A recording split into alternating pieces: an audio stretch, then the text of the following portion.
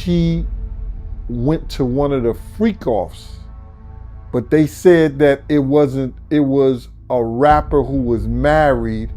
And you're the one that put him in a position where he thought he was God and could call himself Jesus. And you're the one who told a guy that writes musical lyrics that he was a genius.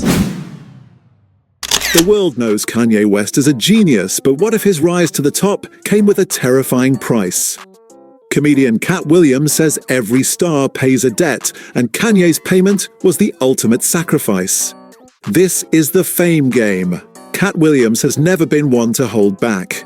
Every time he steps into the spotlight, he brings a storm of truth, humor, and outright revelation. Over the years, Katt has spoken about Hollywood in ways very few dare to. He insists that fame is never free. Every shining artist you see has paid a price the public will never understand.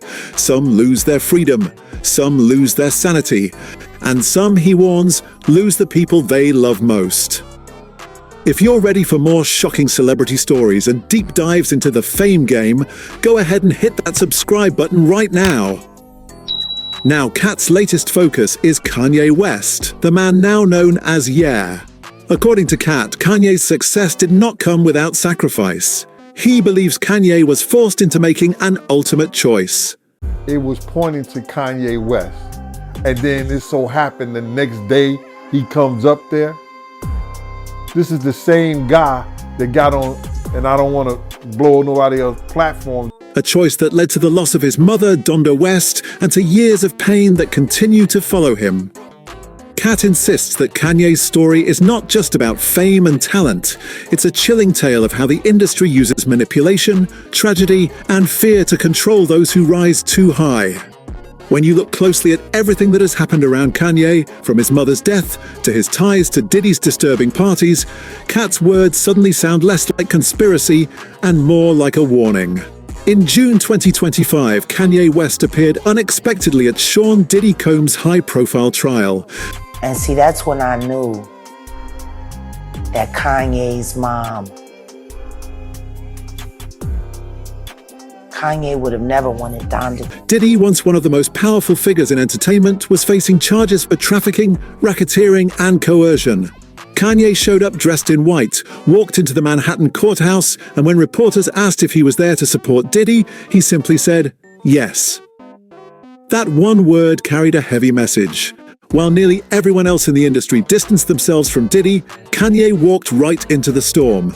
This was the same Kanye who, just a year earlier, talked about Diddy being a Fed on the Drink Champs podcast, saying F Diddy. This kind of flip-flop is exactly what Katt calls out. These guys in the industry have no real loyalty, not even to themselves. You've A&R'd for Ye. Absolutely. You've A&R'd for I put Wiz. Nicki on Monster. I put Nicki on Monster. You could just stop there. You can stop there, right? I put Nicki on Monster. He didn't know who Nicki was back then. I had Nicki pull up to the studio and I put her on Monster. Because you guys were... Yeah. Kanye later created merchandise saying Free Puff, looking for attention even as he was reportedly mentioned in the trial. The judge, however, ultimately kept that information out, saying it wasn't pertinent to the charges Diddy was facing. The mention came from a testimony by a woman named Jane, who detailed a trip to Vegas allegedly invited by Kanye and his wife. She described attending dinners and shows, and then later a hotel room. While Jane said it wasn't a freak-off, a person known for facilitating such acts was there. And I'm not saying no freak-off party, just the regular parties. He wanted to be known, so, you know, he was doing music for everybody, and he was doing music for Diddy. So, I could see him being a supporter, but then when they all got big and started getting a lot of money and everything like that, they started going at each other crazy. Jane said they sat around watching and drinking while this other worker was intimate with someone, essentially a live porn session in front of them. When Jane spoke about this in court, Kanye West's name came up. Although his name was not explicitly stated due to an objection, the description of a rapper who was married pointed straight to him. And then, the very next day, he showed up in court with Diddy. To some, this looked like loyalty. To others, it looked like a man still bound to the same circle of power that Katt has been warning about for years. This wasn't just about friendship. It was about what Katt calls the system. the system that promises fame but demands silence. If you're finding this story as intense as we are, hit the like button now. It helps us share these hidden stories with more people. In November 2007, the world lost Donda West, Kanye's beloved mother. She passed away following complications from cosmetic surgery. The loss completely broke Kanye. He stopped touring, withdrew from public life, and openly blamed himself. He famously told audiences, "If I had never moved to Los Angeles, she'd still be alive." To Katt Williams, that wasn't just grief. It was guilt mixed with a horrifying realization. Katt has always claimed that in Hollywood, when you rise too high, something is taken from you. He calls it a ritual of loss. Some artists are tested through humiliation, while others are tested through tragedy. Katt says he knew in that moment that Kanye, who would have never wanted Donda dead, had a sacrifice taken from him. Katt explains that they sacrifice your loved ones whether you agree or not. Sometimes you agree and they put you in position, but sometimes you disagree and they take them anyway, just to show you their power. Katt believes Kanye's sudden stratospheric rise to superstardom after Donda's passing was not a coincidence. In his words, they don't let you rise without a payment. Years before Kanye became a billionaire, he was in a high-profile relationship with model Amber Rose. Their 2-year romance made headlines. Recently, Amber shared something that made the public rethink everything. She admitted she attended many of Diddy's infamous private parties.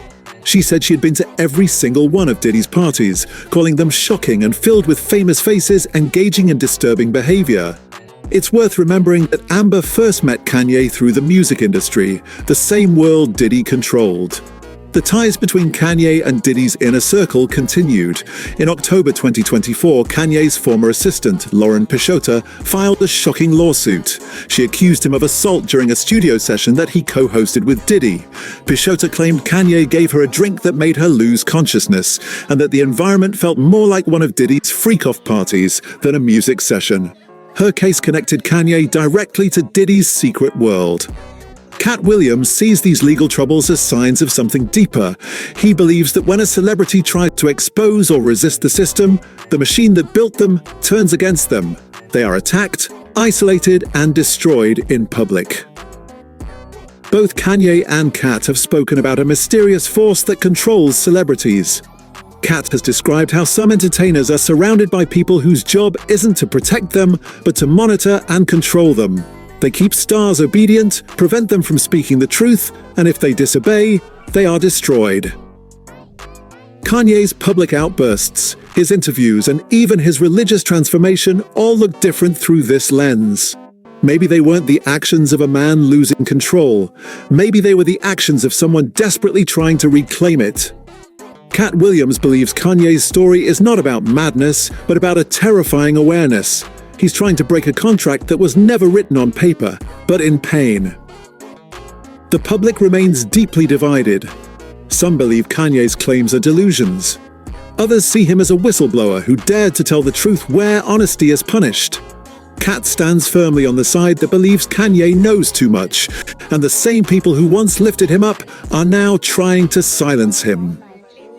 If you look at the timeline, it's chillingly clear. Kanye's mother dies, his fame explodes, he enters Diddy's network. Years later, lawsuits pile up, and the system begins to turn on him. Katt Williams keeps warning that the industry thrives on silence and sacrifice. For Kanye West, the cost seems unbearable. He lost his mother, his reputation, and his peace. The real question remains, did Kanye West truly rise because of his genius? Or did he rise because he paid a price that no artist should ever have to pay? And if that is true, how many more stars are still paying it right now? We want to know what you think. Was Kanye's mother's death a tragic coincidence, or was it the price of admission to the system Katt Williams keeps exposing? Let us know your take in the comments below. And if you enjoyed this deep dive, hit that like button right now. Don't forget to subscribe to the Fame Game so you never miss another story like this. Until next time, fam, keep it real.